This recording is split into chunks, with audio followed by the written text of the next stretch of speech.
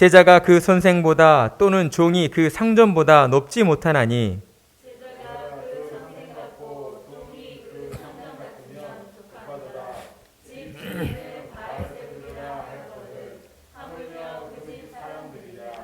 그런즉 그들을 두려워하지 말라. 감추인 것이 드러나지 않을 것이 없고 숨은 것이 알려지지 않을 것이 없느니라.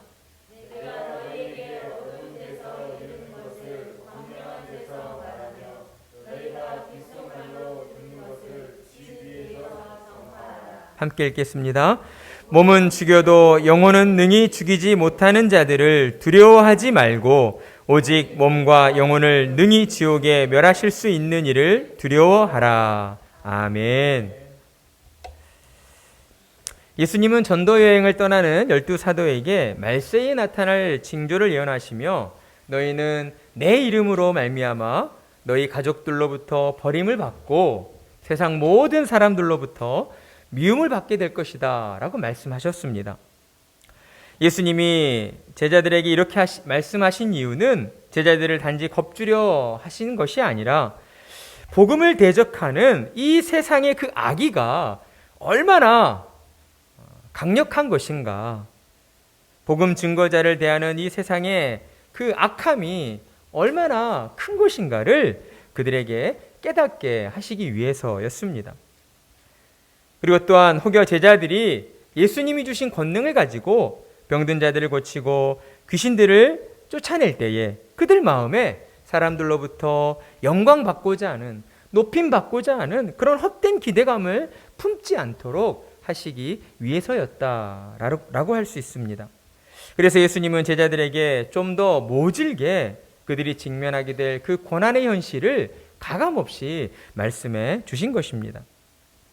하지만 예수님의 말씀은 제자들 앞에 닥친 그 고난의 현실을 전하는 것만으로 그치지 않으셨습니다.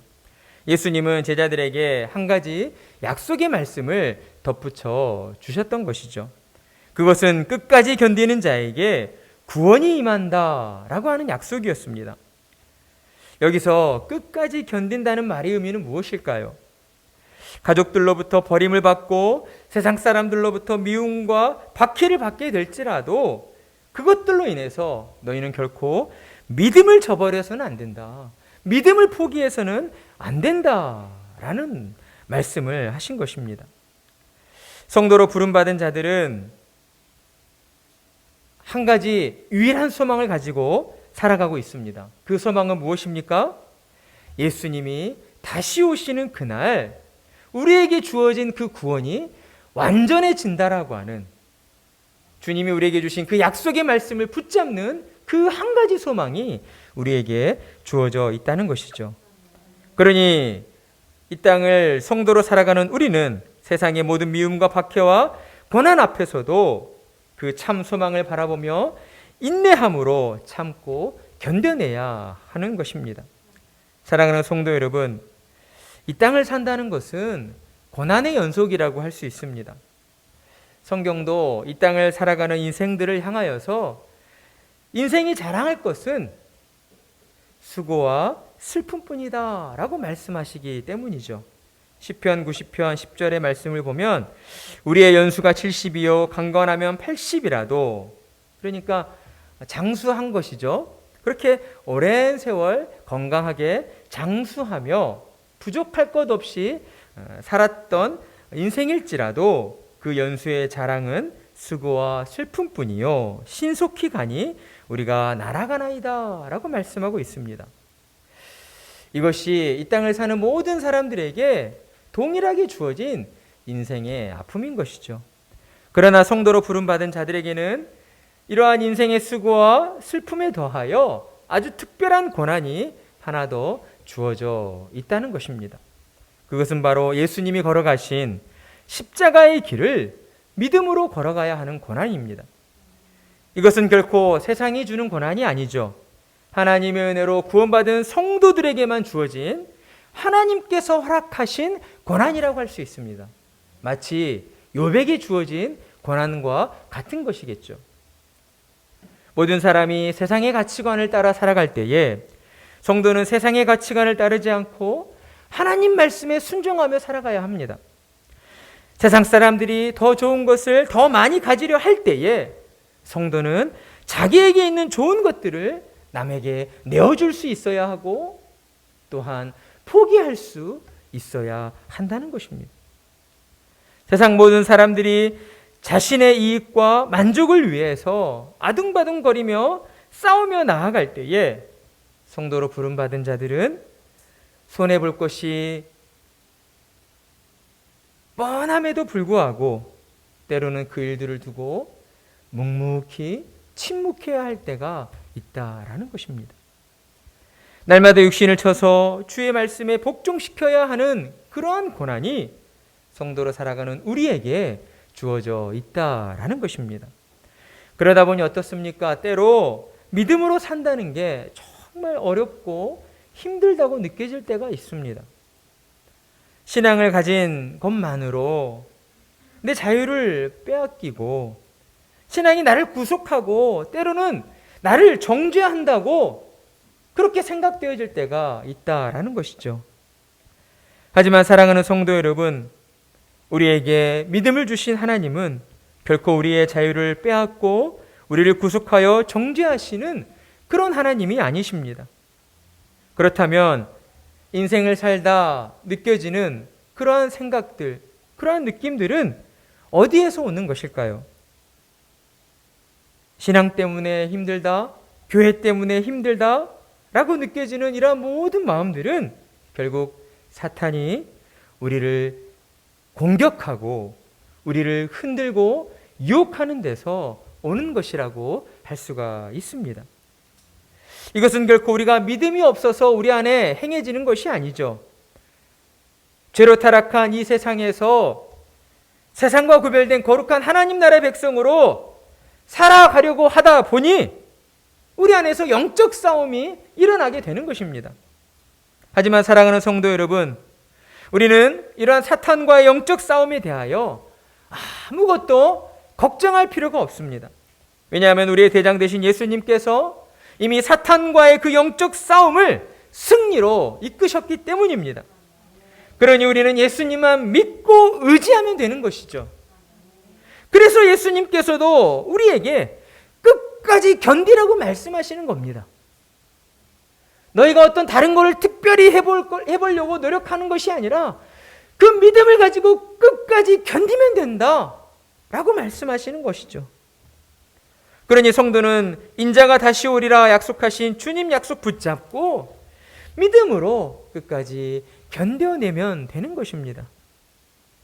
사탄이 우리 속에 남아있는 죄된 본성을 공격하여 우리를 흔들고 유혹할지라도 주님께서 다시 오신다라고 약속해 주셨지, 우리에게 약속하여 주신 하나님 나라 천국을 붙잡고 우리가 믿음으로 나아간다면 사탄의 공격은 도리어 우리를 더욱 견고한 믿음으로 세워주시는 하나님의 은혜를 경험하게 되는 그러한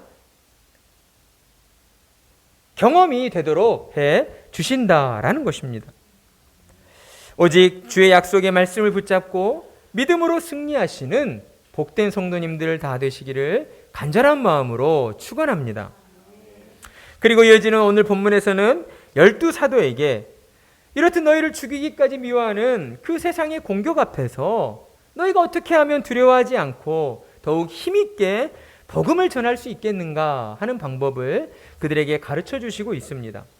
우리 24절의 말씀 함께 읽어보겠습니다. 시작. 제자가 그 선생보다 또는 종이 그 상전보다 높지 못하나니. 아멘. 자, 여기서 선생과 상전은 누구를 가리키고 있습니까? 우리 태준이? 선생과 상전은 바로 예수님을 가리키고 있습니다. 그리고 제자와 종은 누구를 가리키고 있죠? 우리 태희? 제자와 종은 무리보다는 예수님의 제자들이죠. 지금 전도 여행을 떠나는, 그러니까 파송하는 12제자를 향하여서 예수님이 말씀을 하시고 있잖아요. 예수님께서 이런 어떤 격언을 가지고, 격언은 무엇입니까? 인생을 살다가 경험되어지는 그런 어떤 경험들을 통해 깨닫게 되어지는 내용이죠. 예수님은 이런 격언을 가지고 지금 제자들에게 말씀을 하고 계십니다. 한마디로 12제자가 예수님보다 높을 수 없다라는 말씀이죠. 그렇다면 예수님은 왜 이런 말씀을 하신 것일까?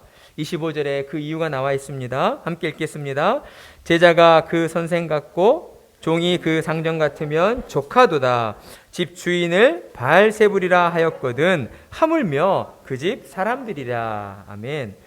그러니까 제자가 그 선생 같고 종이 그 상전 같다는 말은 제자가 선생이 되어야 된다, 종이 상전이 되어야 된다, 그런 의미가 아니죠.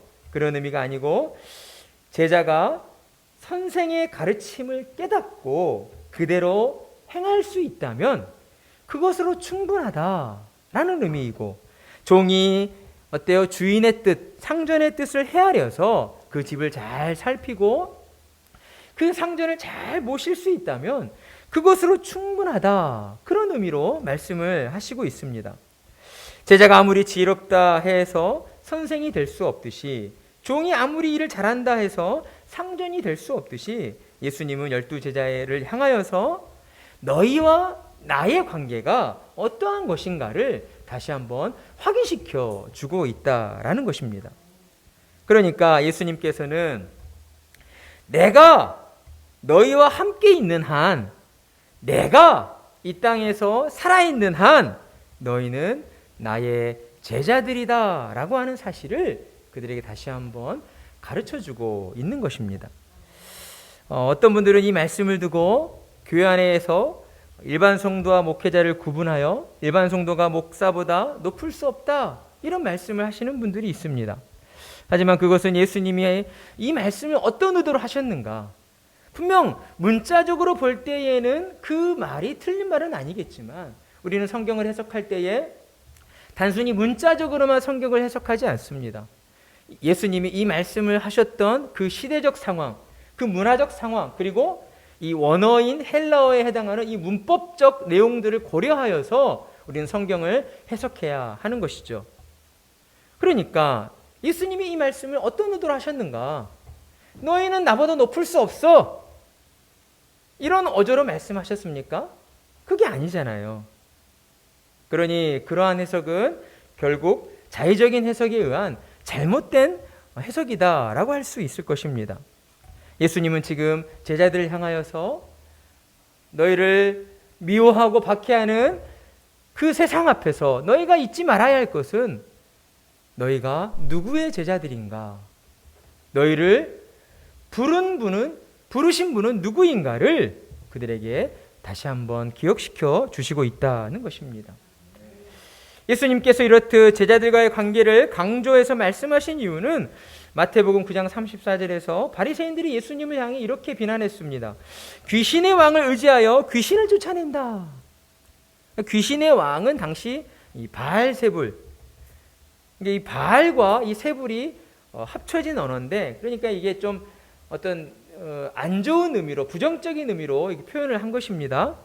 그러니까 이렇게 비난한 것을 두고 예수님이 제자들에게 이렇게 말씀하시는 거예요. 바리새인들이 봐라, 이렇듯 하나님의 나라, 곧 천국의 주인을 향하여서도, 예수님이시죠, 천국의 주인, 집 주인을 향하여서도 이렇게 바알세불이라고 비난을 하는데, 하물며 그 집에 속한 식솔들인 너희에게 그보다 더하지 않겠느냐? 그 집에 속한 너희들을 향하여서는 바리새인의 비난과 공격이, 세상의 비난과 공격이 그보다 더하지 않겠느냐? 복음을 전하는 너희에게 있어 나의 제자, 예수님의 제자라고 하는 타이틀은 오히려 너희를 힘겹게 하는 올무가 될 것이고, 결국 나로 인하여서 세상은 너희를 환대하지 않을 것이다, 너희를 미워할 것이다 라고 하는 사실을 다시 한번 확인시켜 주시고 있는 것입니다. 하지만 예수님이 하신 이 말씀에는 또한 숨겨진 반전이 있습니다. 그것은 바로 예수님과 제자들과의 그 관계에서 오는 반전인 것이죠. 우리가 보통 직장을 다닐 때 어떤 일을 하면 그 일한 것에 대한 무엇이 따라옵니까? 그렇죠. 보상도 따라오면서 또한 책임도 따라오죠. 네. 일한 것에 대한 책임이 곧 보상이고 때로는 그 책임에 대한 어떤 무거운 형벌일 수가 있는 것이죠. 그러니까 우리가 어떤 일을 행할 때에 그 일에 대한 책임이 따라옵니다. 세상 속에서 보통 직장 생활을 하다 보면 그 책임에 의해서 많은 경우 억울한 일을 당하게 되기도 하는 것이죠. 그런데 상식적으로 생각할 때에 우리가 직장에서 팀장의 위치에 있는 사람이 져야 하는 그 책임의 무게와 그 팀에 속해 있는 팀원이 져야 하는 책임의 무게는 다르다고 할 수가 있습니다. 이게 일반적이고 상식적인 것이죠. 그러니까 예수님께서도 지금 이 말씀을 하시는 거예요.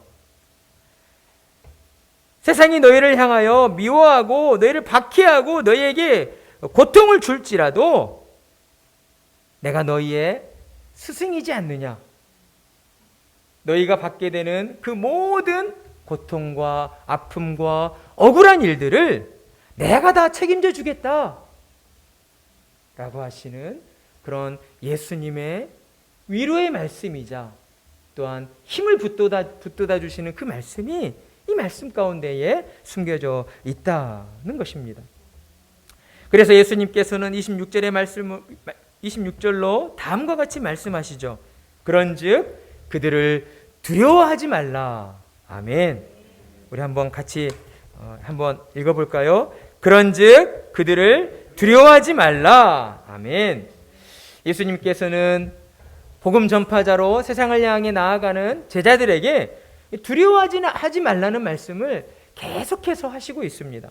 26절, 28절, 31절을 보면 예수님이 두려워하지 말라, 두려워하지 말라, 두려워하지 말라 라고 말씀하고 계셔요. 예수님이 제자들에게 이렇듯 3번이나 반복해서 두려워하지 말라 라고 말씀하신 이유는 그들이 나아가는 세상이 결코 만만한 세상이 아니기 때문이죠. 이리떼처럼 달려드는 그 세상 앞에서 위축될 수밖에 없는 제자들에게 용기를 주고 제자들의 마음을 단단히 하시기 위해서였다라는 것입니다. 또한 예수님은 그런즉 그들을 두려워하지 말라라는 이 말씀을 통해 우리에게 다음과 같은 질문을 던져주고 계십니다. 너희가 진정 두려워해야 할 대상은 누구인가? 지금 너희는 누구를 두려워하고 있느냐? 라는 질문을 우리에게 하시는 것이죠. 사랑하는 성도 여러분, 여러분은 지금 무엇을 두려워하고 계십니까? 여러분은 지금 누구를 두려워하고 계십니까? 죽음을 두려워하고 있습니까? 질병을 두려워하고 있습니까? 아니면 가난해지는 것을 두려워하고 있습니까? 그것도 아니라면 여러분을 바라보는 사람들의 그 시선을 두려워하고 계십니까? 지금 여러분을 두렵게 만드는 존재는 과연 누구입니까? 예수님께서는 복음 전도자로 부름받은 제자들을 향하여 너희는 세상의 모든 것들로 인하여 두려워하지 말라라고 말씀하십니다. 나를 대적하여 너희를 미워하고 박해하는 모든 사람들을 두려워하지 말라라고 명령하십니다. 왜냐하면 세상에는 감추인 것이 드러나지 않을 것이 없고 숨은 것이 알려지지 않을 것이 없기 때문입니다. 이 말씀은 어떤 의미입니까? 세상이 복음을 전하는 너희를 이단이라 정죄하여 미워하고 죽이려 할지라도 설령 바리새인들이 너희가 진정으로 하나님이 보내신 자들임을 알고도 그 사실을 숨긴다 할지라도 복음을 대적하는 자들의 그 모든 악한 의도와 거짓은 하나님의 일하심을 통해 반드시 온 천하에 드러나게 되기 때문이다 라고 말씀합니다. 그렇습니다. 우리를 통하여 일하시는 하나님께서 하나님의 일하심을 통해 우리가 전한 그 복음의 진리가 반드시 드러나게 될 것입니다. 그리고 그 세상 가운데 드러난 그 복음의 진리로 인하여서 우리는 세상 사람들 앞에서 하나님이 보내신 자들임이 분명하게 증명되어질 것입니다. 그렇습니다. 우리가 주님의 복음을 전하려 할 때에 사탄은 우리를 막아서려 합니다. 우리 주변에 있는 가까운 사람들을 통해서 우리를 공격하고 우리를 어렵게 할지 모릅니다. 하지만 예수님께서는 사탄의 공격 앞에서 너희가 두려워 떨거나 주눅들어서는 안 된다고 말씀합니다. 말을 아끼거나 애들러 말하거나 눈치 보며 말하지 말라라고 말씀하십니다. 도리어 그런 상황일 때에 너의 입술을 열어서 더욱 분명한 메시지로 복음을 전하라고 말씀하십니다. 여기서 복음을 전한다는 것은 단지 교회 가자 그 이야기가 아니에요. 우리 안에는 복음의 능력이 있지 않습니까? 우리가 경험한 하나님의 은혜가 있지 않습니까? 그걸 전하라는 것이죠. 우리에게 경험되어진 죄의 노예로 살고 있던 우리에게 참 자유와 기쁨을 허락해 주신 하나님의 은혜를 나누라는 것입니다. 그러기 위해 무엇이 필요합니까? 매일의 삶 속에서 하나님만을 의지하는 우리 믿음이 필요한 것이죠. 때때로 우리가 하나님 앞에서 우리 마음이 강팍하여지고 우리의 영적 상태가 둔감해지는 이유는 무엇 때문입니까? 우리가 하나님 앞에 나와 무릎 꿇지 않기 때문입니다. 내 모든 삶이 하나님께 있습니다라고 우리가 믿음으로 고백하지 않기 때문입니다. 그러한 생활들이 하루 이틀 이어지다 보면 어떻게 됩니까? 하나님을 향하여 무뎌지는 것이죠. 하나님이 나에게 어떤 은혜를 베풀어 주셨는가가 기억나지 않는 거예요. 그러니 하나님께서 구원할 자를 우리에게 붙여주셨음에도 불구하고 우리가 할 말이 없는 겁니다. 내게 주신 하나님의 은혜가 내 안에 있는데 그걸 끄집어내지 못하는 거예요. 왜요? 두렵기 때문에. 사람이 두렵기 때문에. 저들이 나를 어떻게 볼까? 그들의 시선이 두렵기 때문에. 여러분에게 허락하여 주신 그 하나님의 은혜가 사람들의 시선보다 크지 않습니까? 작은 것입니까? 그렇지 않지 않습니까? 그러니 우리는 매일 매 순간 하나님만을 의지하며 살려고 노력해야 하는 거예요. 성령님만을 의지하며 살려고 노력해야 합니다. 하나님의 말씀을 기억해야 하고요. 근데 기억하기 쉽지 않잖아요. 그래서 말씀을 읽으라는 거예요. 그래서 말씀을 묵상하라는 거예요. 오늘 주신 말씀을 들었으니까 그 말씀을 묵상한다는 것은 생각하여서 되새겨본다는 거잖아요. 한번 듣고 흘려버리는 게 아니라 내 마음에 품고 한번 생각해 보는 거예요. 오늘 목사님이 어떤 말씀을 주셨지? 그러한 생활들이 우리의 삶 속에 이어지지 않으면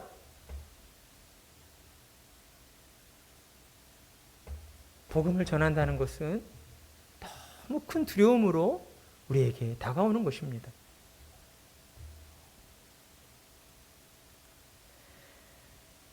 사랑하는 성도 여러분, 사탄의 음성에 귀 기울이지 마십시오. 육신의 정욕이 무엇입니까? 우리 육신의 편함이잖아요. 안목의 정욕이 뭐예요? 우리 눈에 보기 좋은 거잖아요. 이생의 자랑이 무엇입니까? 세상 것을 자랑하려 하는 우리의 마음이잖아요. 그것들을 버려야 합니다. 예수님을 믿는 믿음 안에서 그것들을 우리가 버리려고 노력할 때에 우리의 영혼이 더욱 하나님을 향하게 되고 하나님과 더욱 가까워지게 되고 하나님과 더욱 친밀한 교제를 나누게 되는 것이죠. 그리할 때에 하나님이 구원하시길 기뻐하시는 한 영혼이 우리에게 다가오게 되는 것입니다. 그때 우리가 담대하게 복음을 전할 수 있게 된다라는 것입니다. 사랑하는 성도 여러분, 여러분의 삶을 통하여 하나님의 기쁘신 뜻이 이루어지기를 원하십니까? 그렇다면 하나님 앞으로 나아가 무릎 꿇으시기 바랍니다. 그리고 여러분 마음 가운데에 담대함을 가지고 여러분의 입술을 열어서 복음을 전하시기 바랍니다. 오직 하나님만을 두려워하며 담대하게 나아갈 때에 하나님께서 여러분을 통하여 한 영혼을 구원하시고 그를 통하여 하나님의 살아계심을 온 천하에 증거하도록 여러분을 사용하여 주실 줄 믿습니다. 그리고 이어지는 27절에서 예수님은 이제 복음을 어떻게 전해야 하는가에 대해 가르쳐 주십니다. 복음을 전하는 데 있어서 가장 기본이 되는 것은 무엇인가? 생명을 구원하는 복음은 모든 사람들이 듣도록 전파되어야 한다라는 것입니다. 뭐라고요? 생명을 구원하는 복음은 어때요? 누가 듣도록? 모든 사람이 듣도록 전파되어야 한다. 여기에는 많은 의미가 담겨져 있습니다. 예수님이 제자들에게 복음을 가르치실 때에는 내가 너희에게 어두운 데서 이르는 것을, 너희가 귓속말로 듣는 것을 이렇게 말씀하셨어요. 그러니까 예수님이 제자들에게 다가가서 복음을 전하고 가르쳐 주실 때는 제자들과의 그 친밀한 관계를 이루어서 조용함 가운데에 복음을 전하고 가르쳐 주셨습니다. 하지만 예수님께서 이제 세상을 향해 나아가는 제자들을 향하여서는 너희가 세상으로 나아가 복음을 전할 때에는 어때요? 광명한 데서 말하라. 즉 누구나 드나들 수 있는 그런 공공장소에서 신분의 높고 낮음을 막론하고 모든 사람들에게 복음을 전하라 라는 것이죠. 또한 집 위에서 전파하라. 이 말씀은 모든 것, 그러니까 집 위로 올라가면 어때요? 우리나라는 아파트가 많아서 뭐 우리 집 위에 올라가 봐야 모든 것이 보이지 않겠지만은 이스라엘 땅은 우리나라 말로 하면 이런 단독주택이 많죠. 그러니까 그 집 위에 지붕으로 올라가게 되면 대부분의 마을들이 다 보입니다. 그러니까 집 위에서 모든 것을 한눈에 볼 수 있는 장소에서 복음을 전파하라는 것이죠. 그리고 또한 반대로 어떻습니까? 모든 사람이 너희의 모습을 잘 볼 수 있는 그 장소에서 복음을 전하라는 것입니다. 이 말씀에는 표면적인 의미와 함께 숨겨져 있는 내적인 의미가 있습니다. 그것은 복음을 전하는 자가 말로만 복음을 전하는 것이 아니라 무엇보다도 먼저 자기 자신의 말과 행실이 하나님 앞에서와 사람 앞에서 겸손하고 정직하고 진실한 모습인가를 점검해 봐야 한다라는 의미입니다. 세상 가운데에 덕망 있는 사람들도 다른 사람들에게 자기 말을 할 때에, 자신의 생각과 가치를 전할 때에 그 사람이 내 말을 듣고 신뢰할 수 있도록 하기 위하여 절제하는 삶을 살아갑니다. 이유가 무엇 때문이죠? 저 사람이 내 말을 신뢰할 수 있도록 하기 위해서, 단지 그 이유 하나 때문에 자기의 삶을 절제하며 살아가요. 자기의 말을 절제하고요, 자기의 행동을 절제하고요, 많은 사람들과의 관계 속에서 절제된 예의를 갖춘 모습을 갖게 된다는 것이죠.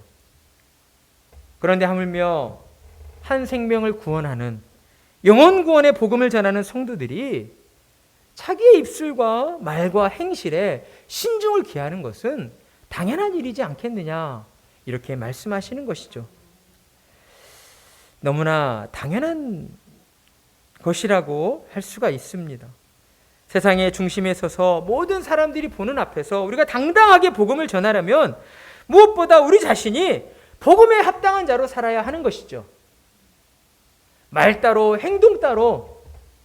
오늘 한국교회가 지탄을 받는 이유가 무엇입니까? 이것 때문이잖아요. 사실은 언행일치가 되지 않아서. 그러니 세상 사람들이 우리가 어떤가를 한다고 할 때에 다들 의심을 가지고 바라봐요. 저 안에 뭐가 있을까? 그러다가 꼬투리를 잡죠.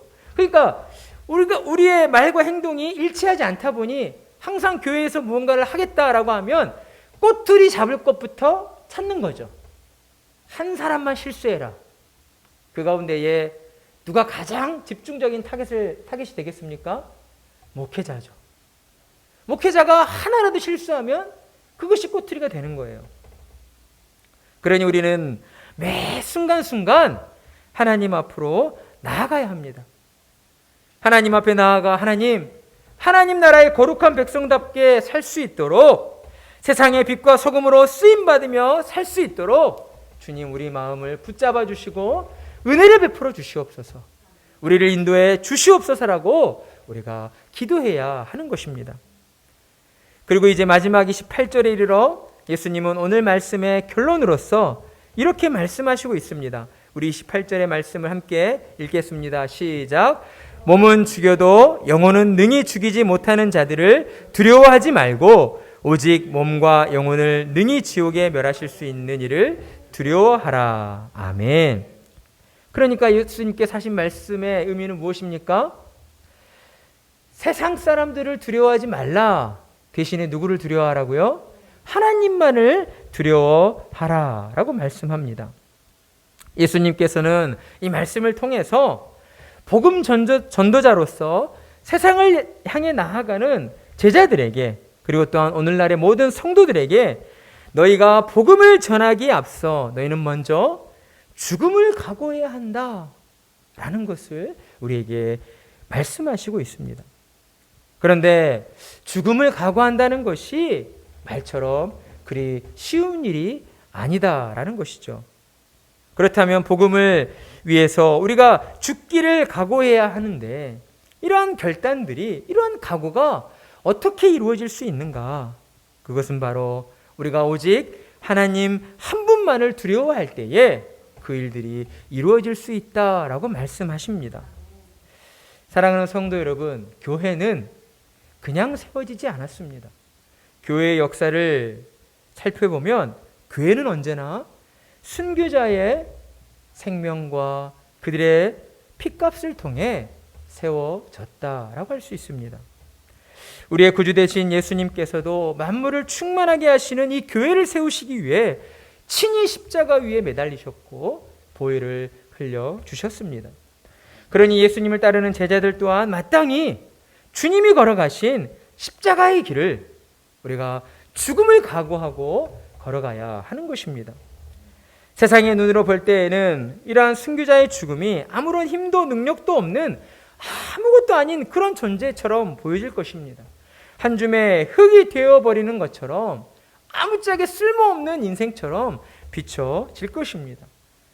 하지만 예수님께서는 우리에게 말씀하시고 있습니다. 너희를 대적하는 자들의 그 권세는 딱 거기까지만이다 라고 말입니다. 사탄의 무리들이 어떠한 공격들로 우리를 공격하고 우리를 핍박할지라도 우리를 해할 수 있는 수준은 딱 거기까지입니다. 우리 육신의 죽음뿐이다 라는 것이죠. 사탄은 결코 우리 영혼의 손끝 하나 될 수 없습니다. 우리 영혼의 털끝 하나 건드릴 수 없습니다. 왜냐하면 하나님께서 택함받은 성도들의 영혼을 해하는 일을 사탄에게 허락하지 않으셨기 때문입니다. 그리고 또한 성도로 부름받은 자들에게는 예수님 다시 오실 그날에 부활의 몸으로 새롭게 태어날 것이 약속되어져 있습니다. 그러니 예수님께서는 오늘 말씀을 통하여 우리에게 두려워하지 말라라고 말씀하시는 겁니다. 이 말씀을 통해 우리를 향하여 너희는 너희가 두려워할 자를 선택하라라고 말씀하신다고 할 수 있는 것이죠. 우리의 육신을 죽일 수 있는 이 세상을 두려워할 것인지 아니면 우리의 영혼을 멸하실 수 있는 하나님을 두려워할 것인지를 우리에게 결정하라고 말씀하시고 있습니다. 사랑하는 성도 여러분, 하나님의 자녀로 부름받은 우리는, 복음 증거자로 택함받은 우리는 누구를 두려워해야 하겠습니까? 우리의 영혼을 영원한 지옥에 멸하실 수 있는 하나님 한 분만을 두려워해야 하는 것입니다. 성도는 하나님의 약속의 말씀을 믿고 오직 하나님 한 분만을 두려워하며 이 땅의 삶 속에서 믿음을 가지고 하나님의 자녀다운 모습으로 당당하게 살아가야 하는 것입니다. 하나님을 향한 거룩한 두려움이 우리 안에 있어야 하는 것입니다. 하나님에 대한 그 거룩한 두려움은 세상이 주는 두려움과 같지 않죠. 세상이 주는 두려움은 어떻습니까? 우리를 무기력하게 만듭니다. 우리를 나약하게 만듭니다. 일어설 수 없게 만들어요. 하지만 하나님이 주시는 그 거룩한 두려움은 오히려 우리 마음에 영생을 향한 간절한 소망을 불러일으키고 천국을 향한 뜨거운 마음으로 우리를 일으켜 세워주시는 것입니다. 영생을 향한 간절함이, 천국을 향한 간절함이 우리를 우리 자신의 죄악됨과 연약함을 바라보게 하고 우리를 하나님 앞으로 인도해 주시는 것입니다. 그리고 하나님 앞에 엎드려 우리의 불신앙을 두고 우리의 죄악을 두고 하나님 용서해 주십시오라고 회개하게 되는 것이죠. 이것이 하나님을 두려워하는 자들에게 주어지는 하나님의 은혜입니다. 사랑하는 성도 여러분, 하나님을 두려워하는 성도님들이 되십시오. 여러분의 모든 삶에서 하나님 한 분만을 두려워할 때에 죽음도 우리를 두렵게 하지 못하고 질병도 우리를 두렵게 하지 못하고 세상의 물질도 우리를 두렵게 하지 못하고 세상에 어떤 권세 있는 사람도 우리를 두렵게 하지 못할 것입니다. 여러분, 이 믿음을 가지십시오. 나는 오직 하나님 한 분만을 두려워한다. 이 믿음을 가지고 나아갈 때에 여러분의 삶은 분명 이전과 다른 삶의 모습으로 변화되어질 것입니다. 더욱 당당해질 것이고요. 더욱 힘있게 될 것이고요. 더욱 의욕이 넘치고 활기차게 될 것입니다. 왜요?